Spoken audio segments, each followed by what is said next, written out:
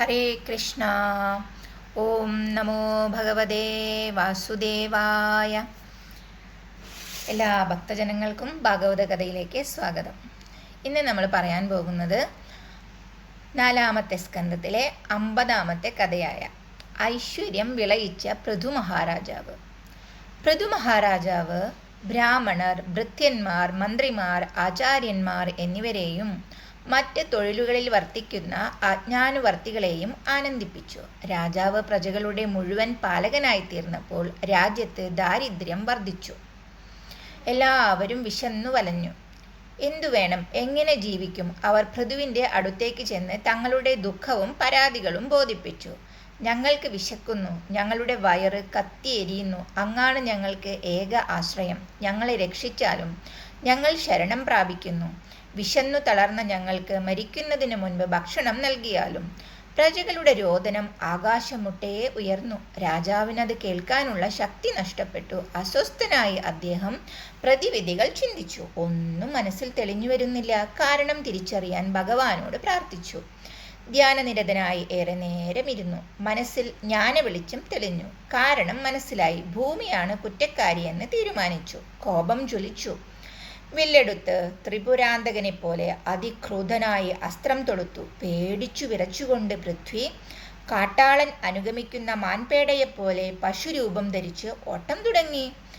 ആളുകൾ അന്തകനിൽ നിന്ന് എന്ന പോലെ ഭൂമിദേവി രാജാവിൽ നിന്ന് രക്ഷപ്പെടാൻ കഴിയാതെ ഓട്ടം അവസാനിപ്പിച്ചു.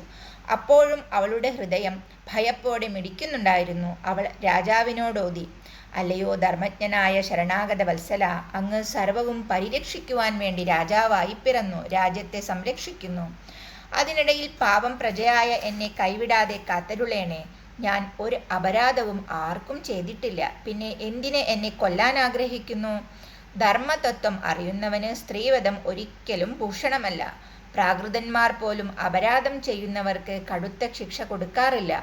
അപ്പോൾ പിന്നെ കരുണാമയനും ധീരവത്സരനുമായവർ എങ്ങനെ പ്രഹരിക്കും? വിശ്വം മുഴുവൻ സ്ഥിതി ചെയ്യുന്ന ഉറപ്പുള്ള വഞ്ചിയാണു ഞാൻ. എന്നെ നശിപ്പിച്ച് തകർത്താൽ അങ്ങ് മറ്റുള്ളവരും നിലയില്ലാത്ത കടലിൽ മുങ്ങുകയില്ലേ? ഭൂമിയുടെ വാക്കുകൾ ഒരു തരത്തിലും രാജാവിനെ തളർത്തിയില്ല. അദ്ദേഹം തീരുമാനത്തിൽ ഉറച്ചുനിന്ന് ഉര ചെയ്തു. ഭൂമിദേവി, എൻ്റെ കൽപ്പന ധിഖരിക്കുന്ന നിന്നെ ഞാൻ കൊല്ലുക തന്നെ ചെയ്യും. യജ്ഞഭാഗം സ്വീകരിക്കുന്ന നീ ഞങ്ങൾക്ക് അന്നം തരുന്നില്ല, പ്രജകളെ പട്ടിണിക്കിടുന്നു. പകൽ മുഴുവൻ പുല്ല് തിന്ന് വയറുവീർപ്പിക്കുന്ന നീ ഞങ്ങൾക്ക് പാൽ തരാൻ മടിക്കുന്നു. തന്മൂലം നീ ദുഷ്ടയാണ്. നിന്നെ ശിക്ഷിക്കുന്നത് ഒരിക്കലും കുറ്റമല്ല, ന്യായം തന്നെയാണ്. ബ്രഹ്മാവ് ലോകത്തിൻ്റെ നന്മയ്ക്കു വേണ്ടി സൃഷ്ടി ചെയ്ത ഔഷധികളെ നീ എന്നെ വകവയ്ക്കാതെ ഒളിപ്പിച്ചു വയ്ക്കുന്നു. അത് ഞാൻ എൻ്റെ ബാണം കൊണ്ട് പിളർന്ന് മറ്റുള്ളവർക്ക് നൽകും. വിശപ്പ് മാറ്റും, പ്രജകളുടെ ദുഃഖം ശമിപ്പിക്കും. സ്ത്രീയോ പുരുഷനോ നപുംസകമോ ആരായിരുന്നാലും ദയാദാക്ഷിണ്യങ്ങളില്ലാത്തവനാണെങ്കിൽ അവനെ കൊല്ലുന്നത് ഹിംസയല്ല. വിനയശൂന്യയും മായ കൊണ്ട് ഗോരൂപം പൂണ്ടവളുമായ നിന്നെ എൻ്റെ അസ്ത്രം കൊണ്ട് ഖണ്ഡം ഖണ്ഡമാക്കിയ ശേഷം ഞാൻ പ്രജകളെ പാലിച്ചുകൊള്ളാം. അന്തകനെപ്പോലെ കോപം കൊണ്ട് ജ്വലിച്ചു നിൽക്കുന്ന രാജാവിനെ കണ്ട് ഭയന്ന് ഭൂമിദേവി വന്ദിച്ചുകൊണ്ട് ഉണർത്തിച്ചു. അങ്ങ് യോഗമായയാൽ അനേകം രൂപങ്ങൾ ധരിക്കുന്നു, ഗുണമയനായി പ്രകാശിക്കുന്നു. സ്വസ്വരൂപാനുഭാവത്താൽ ഞാനെന്ന അഹങ്കാരം വെടിഞ്ഞവനാകുന്നു. പരമപുരുഷനായ അങ്ങേക്ക് നമസ്കാരം. നിത്യസ്വതന്ത്രയായ അങ്ങുതന്നെ നിർവാധാരയായ എന്നെ കൊല്ലാനൊരുങ്ങിയാൽ ഞാൻ ആരെ ശരണം പ്രാപിക്കും? അചിന്ത്യ ശക്തിയുള്ള തൻ്റെ മായ കൊണ്ട് ചരാചരങ്ങളെ സൃഷ്ടിച്ച് അവയെ പാലിക്കാൻ വേണ്ടി അവതരിച്ച അങ്ങ് എന്നെ കൊല്ലാനൊരുങ്ങുന്നത് നീതിയാണോ?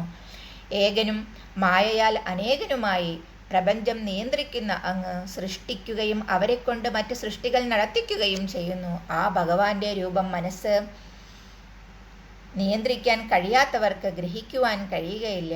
അങ്ങ് പ്രാണിവർഗങ്ങളെയെല്ലാം വിധി പോലെ പരിപാലിക്കുവാൻ വരാഹമൂർത്തിയായി അവതരിച്ച് രസാതലത്തിൽ നിന്ന് എന്നെ ഉദ്ധരിച്ചത് മറന്നുപോയോ? അങ്ങ് ഇപ്പോൾ ഞാനാകുന്ന തോണിയിൽ പ്രജകളെ രക്ഷിക്കാൻ മോഹിച്ച് പൃഥുരാജാവായി അവതരിച്ചു. ആ അങ്ങു തന്നെ ശരമാരി തൂകി നിസ്സാരമായ പയസ്സിനു വേണ്ടി എന്നെ കൊല്ലാൻ പുറപ്പെടുന്നത് കാണുമ്പോൾ അത്ഭുതം തോന്നുന്നു. മായാമോഹിത ചിത്തവൃത്തികളായ ഞങ്ങളെപ്പോലെയുള്ളവർക്ക് മഹാപുരുഷന്മാരുടെ സങ്കല്പം അറിയുന്നില്ല. പിന്നെ എങ്ങനെ സർവേശ്വരനായ അങ്ങയുടെ സ്വരൂപം തിരിച്ചറിയും? ഭൂമിദേവി ഇത്രയും പറഞ്ഞു. എങ്കിലും പൃഥുരാജാവിൻ്റെ കോപത്തിന് കുറവൊന്നും ഉണ്ടായില്ല. ഭീതയായി ദേവി മനസ്സിനെ നിയന്ത്രിച്ചുകൊണ്ട് രാജാവിനോട് വീണ്ടും പറഞ്ഞു, പ്രഭു, കോപം അടക്കുക. എനിക്ക് പറയാനുള്ളത് കേട്ടാലും.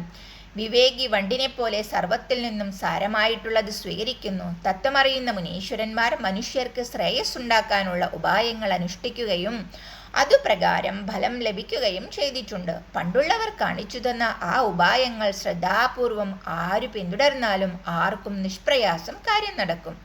എന്നാൽ അറിവില്ലാത്തവൻ അതൊന്നും ആദരിക്കാതെ മുന്നോട്ടു പോയാൽ പ്രവൃത്തികൾ എത്ര ആവർത്തിക്കപ്പെട്ടാലും ഫലമില്ലാതായി പോകുന്നു. പണ്ട് യജ്ഞത്തിനു വേണ്ടി ബ്രഹ്മാവ് സൃഷ്ടിച്ച ഓഷധികൾ യജ്ഞങ്ങളൊന്നും ചെയ്യാത്ത ദുർജനങ്ങൾ ഭുജിക്കുന്നതായി ഞാൻ കണ്ടു. ലോകം മുഴുവൻ കള്ളന്മാരെ കൊണ്ട് നിറഞ്ഞപ്പോൾ ഞാൻ യജ്ഞം മുടങ്ങിപ്പോകാതിരിക്കാൻ വേണ്ടിയാണ് അവ ഗ്രസിച്ചത്. അങ്ങയെപ്പോലുള്ള ലോകപാലകന്മാർ എന്നെ രക്ഷിക്കാനുണ്ടായിരുന്നുവെങ്കിൽ അപ്രകാരം ചെയ്യാതെ കഴിയാമായിരുന്നു. കാലം പിന്നെയും പിന്നിട്ടപ്പോൾ സൂക്ഷിച്ചു വെച്ചതെല്ലാം നശിച്ചു. മഹാത്മാക്കളുടെ നിർദ്ദേശം സ്വീകരിച്ച് അങ്ങ് അവ തിരികെ എടുക്കണം. അതിനാൽ കറവുപാത്രങ്ങളും ഒരു പശുക്കുട്ടിയെയും തീരുമാനിക്കുക. അവ ഉപയോഗപ്പെടുത്തി ഞാൻ ആഗ്രഹിക്കുന്ന വസ്തുക്കളെല്ലാം കറന്നുതരാം. ജീവികൾക്ക് ഫലപ്രദമായി അന്നം അങ്ങ് ആഗ്രഹിക്കുന്നുവെങ്കിൽ ഒരു കറവക്കാരനെ കൂടി നിശ്ചയിക്കുക. വർഷക്കാലത്ത് ഇന്ദ്രൻ പെയ്യിക്കുന്ന മഴ മറ്റ് ഋതുക്കളിലും ആവശ്യമാണെങ്കിൽ നൽകാം. എന്നെ സമതലമാക്കി കൃഷിക്ക് അനുയോജ്യമാക്കുക. ഭൂമിദേവിയുടെ അഭിപ്രായം പൃഥുരാജാവ് സ്വീകരിച്ചു. സ്വയംഭൂവ മനുവിനെ പശുക്കിടാവാക്കി സർവ്വ ഓഷധികളെയും തൻ്റെ കയ്യിൽ കറന്നെടുത്തു. രാജാവ് ഭൂമിയുടെ വാക്ക് സ്വീകരിച്ചതുപോലെ മറ്റു ശ്രേഷ്ഠന്മാരും സ്വാരം സ്വീകരിച്ച് വേണ്ടതെല്ലാം ഭൂമിയിൽ നിന്നെടുത്ത് സമൃദ്ധിയിൽ അമർന്നു. പൃഥുരാജാവിൻ്റെ മനസ്സിൽ ആനന്ദം പൂത്തുലഞ്ഞു. സർവാഭീഷ്ടപ്രദയായ ഭൂമിയെ രാജാവ് സ്വപുത്രിയായി സ്വീകരിച്ചു. പുത്രിയോടുള്ള വാത്സല്യം ആകാശം മുട്ടേ വളർന്നു വലുതായി. പൃഥുവിൻ്റെ ചാപാഗ്രം ചലിച്ചു. പർവ്വതശിഖരങ്ങൾ തകർന്ന് നിലം പതിച്ചു. ഭൂമിയിലെ കുന്നും കുണ്ടും നിരന്നു. വിസ്താരമുള്ള സമതലം കണ്ണെത്താ ദൂരത്തോളം പരന്നു കിടന്നു. കൃഷിയും സമൃദ്ധിയും ജീവനമാർഗം സുഗമമാക്കി തീർത്തു. പ്രജകൾ ആനന്ദ നൃത്തം ചെയ്തു. പിതാവിനെപ്പോലെ പ്രിയപ്പെട്ടവനായ പൃഥു ഭൂമിയെ ധാരാളം പ്രജകളെ പാർപ്പിച്ചു. ചുറ്റും കോട്ടകൾ നിർമ്മിച്ച് സുരക്ഷിതമാക്കി. ഗ്രാമങ്ങളും നഗരങ്ങളും കളരികളും കളങ്ങളും സ്ഥാപിച്ചു. പൃഥുവിന് മുമ്പ് ഭൂമിയിൽ നഗരങ്ങളില്ല, ഗ്രാമങ്ങളില്ല. ആദി രാജാവായി പൃഥു പ്രസിദ്ധനായി തീർന്നു. ഹരേ കൃഷ്ണ. അങ്ങനെ നമ്മൾ